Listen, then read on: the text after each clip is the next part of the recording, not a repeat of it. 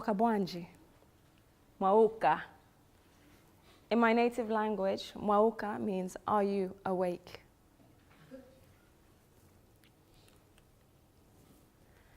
Mwauka bwanji lelo. Lelo means today. So how did you wake up today?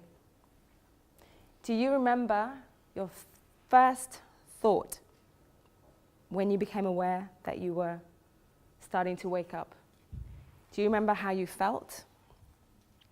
Did you wake up with a smile on your face? Did you wake up with a song in your heart? Perhaps you got woken up by your kids, maybe the dog, or maybe you woke up with your cat purring on your lap, on your chest. Or perhaps you woke up and were like, oh, God. Maybe you woke up with a sore back, or maybe there was some ache and pain in your body and you were like, oh. Do you actually remember what you did as soon as you woke up? Or did you just bounce up, go? I'm going to hazard a guess that most of us are half asleep. We're not really paying attention. We get up, we go. We don't stop and take a moment to be with ourselves. I mean, you probably got out of bed, brushed your teeth, maybe you had some water, did you use your ablutions, had a shower, etc., got ready, had breakfast, and you got here, brought yourself here to this lovely hotel to get here on time for 10:30 start. And so my question to you is, how was your journey on your way here? Do you remember what it was? Maybe you drove here, maybe you took the train, maybe you walked, maybe you took the bus. Do you remember your journey? Do you remember exchanging a smile with somebody? Did you say anything to the bus driver, or, you know, share a glance with somebody? Or did you just somehow kind of walk your way here in a daze? You know, when you get up, you go to work, you come home. Maybe you take the same route to work every single day. Maybe you go on autopilot, you arrive somewhere, you don't remember how you drove there. And you think, oh, okay, I'm here, and you just get on with it, right? It's just the same every single time. So I ask you again, Mwauka bwanji lelo. How did you wake up this morning? Now, I want to tell you a little bit of a story about my grandmother. Ambuya, in my language, means grandmother. Taking you back, 3rd of June, 2017, last year, and I'd just walked into her house, and I remember feeling really cold. I felt this just alien feeling, and I wasn't very comfortable. It didn't feel very nice, and I couldn't understand why. It just didn't feel right. And basically, whenever anyone in our family travels home to Zambia, the first thing we do is we go to Ambuya's house. That's what you do. You turn up, you like, before you pack, unpack, or drop your stuff at your house, whatever you do, you go to Ambuya's house. So on this particular occasion, I'd arrived at the airport 9 a.m. in the morning, and my brother and my cousin picked me up, and they took me about 2 kilometers down the road, and I changed from their car to my mother's car because she wasn't able to come to the airport. And then from there, we drove another 30 minutes or so, and we went to the mortuary to pick up my grandmother, pick up her body to take her to church for her funeral.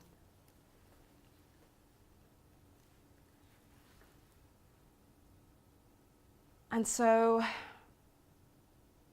when I take you back to the idea of consciousness, I'll come back to my grandmother.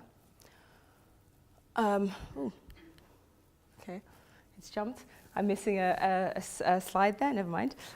So the idea of consciousness, in the Oxford English Dictionary, consciousness, the definition of consciousness is being aware of your surroundings, of external stimuli, you know, what you tap into from the senses, your sight, your touch, the feelings, all those sensations. That is consciousness.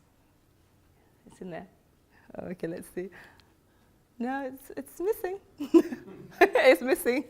Never mind. So consciousness. So in science, they've done so much research to try and understand what consciousness is. And there is a noted scientist, I can't remember his name, I think his name is Dr. Owen, that's it. And what they've done is they've actually done experiments where they've been able to communicate with people who are in a vegetative state. So there's one particular patient, he was hit by a speeding police car in the States. He was hit by a speeding police car, rushing to the scene of a crime, and his car got hit. And so his brain basically smashed the inside of his skull. And that was it. 12 years, lying in bed. He could kind of blink his eyes a little bit, it was like, fine. So what they did was, when this doctor met Stephen Routley was his name, he did an experiment where they they used a functional MRI scanner to test what was happening and to actually communicate. So they asked him to imagine playing tennis. So when that happens in the brain, it connects with certain parts and you will see it light up. It shows that. And they were able to communicate with him and actually see that he was still actually perfectly fine. He knew how many years had passed since his accident. He knew he wasn't in pain. He was able to actually answer that question. They asked him to imagine walking through his house, which then lights up a different part of the brain. And he was able to do that, which basically meant that, he was conscious. So again, what is consciousness? That sort of being able to connect with that outside stimuli and being able to know, oh, okay, this is what it is. Unfortunately, Stephen died due to his medical complications in 2013.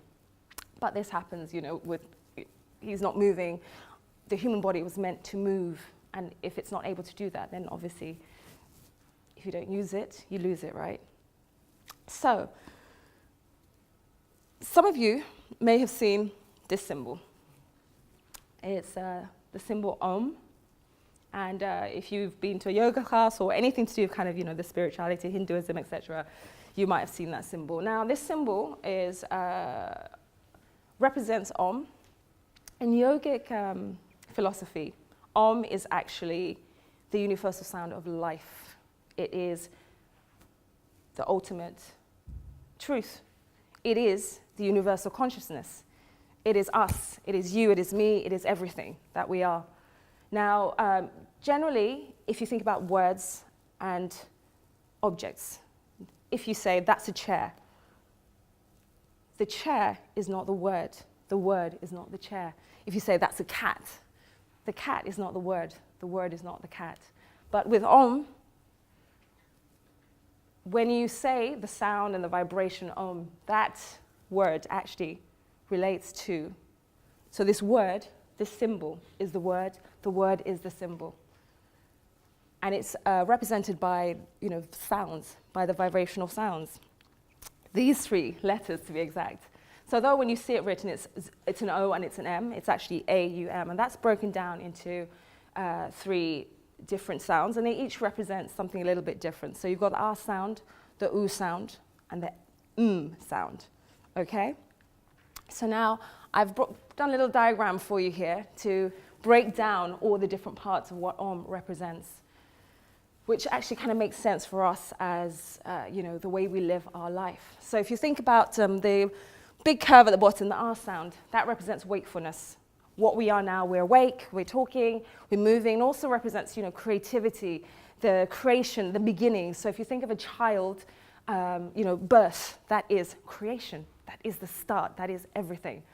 And then you've got the U sound, which is the dreaming states between sort of wakefulness and the deep, deep sleep. It's where, when you go to sleep.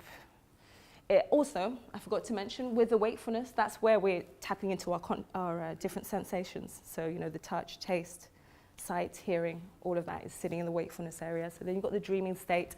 And then you've got M, the sound, which is the dreamless state.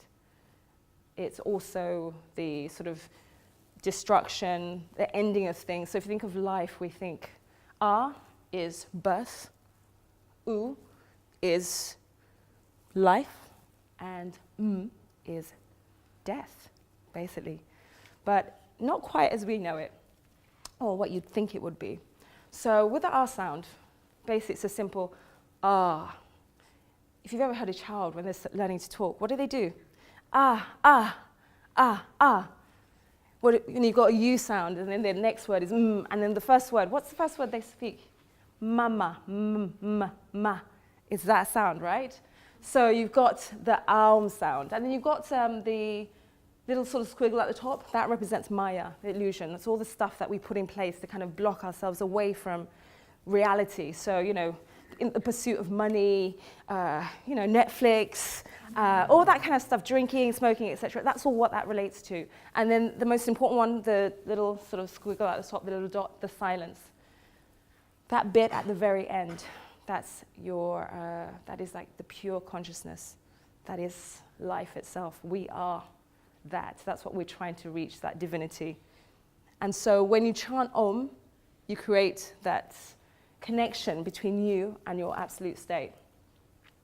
So what I want to bring back your awareness to is, as I mentioned, my grandmother. So as a yogi, I'm a firm believer that we are not our bodies. We are so much more. You know, when someone gets amputated, they don't change character, except maybe become more, you know, stronger and wiser, etc. But they don't change. They are who they are. You know, as Stephen showed, he was still the same character. His body was broken and it was no longer working, but he was still this, you know, cognitive person who was able to communicate. And so when I walked into my grandmother's house, I remember just feeling really cold, and I was surprised at that because I thought, well, you know, I've been yogi, I've been practicing yoga for 15 years, and you know, it kind of occurred to me that she wasn't there anymore. You know, for me, home, when I arrived in Zambia, was Mbuya. She was home. It wasn't that house, it was her. So when I went to the house and I felt this warmth, this kindness, this, you know, this feeling of just arriving, it was her consciousness, her energy, her vibration. And that's what we are. We are vibration, we are energy. It's so important for all of us to tap into that and understand that this body, it's just a shell. It allows us to have that human experience. We are so much more and so much more powerful than we think we are. So the next time, you know, you're worrying about, you know, that extra lump or bump, don't worry about it. It doesn't matter. At the end of the day, you are you. Stand in front of the mirror and say, I am enough right here, right now. There is nothing else. I am enough here, right now. So I want to end by doing a little bit of an exercise with you. I want you to experience the vibration of Om. And it's something that I would encourage you, set the timer, or maybe just, you know, every morning, get up in the morning, set the timer 5 minutes, 10 minutes, and sit and chant Om repeatedly. So what we're going to do is just going to chant 3 Oms to end. So I'd like you to just sit up in your seat, plant your feet firmly, relax yourself, shoulders back, lift the chest, be nice and comfortable. And I ask you to close your eyes. And just take a deep breath in. And release that breath out of your mouth. Another breath in. Release that breath out. Last one, breath in. And we're going to chant 3 Oms together, so take a breath in.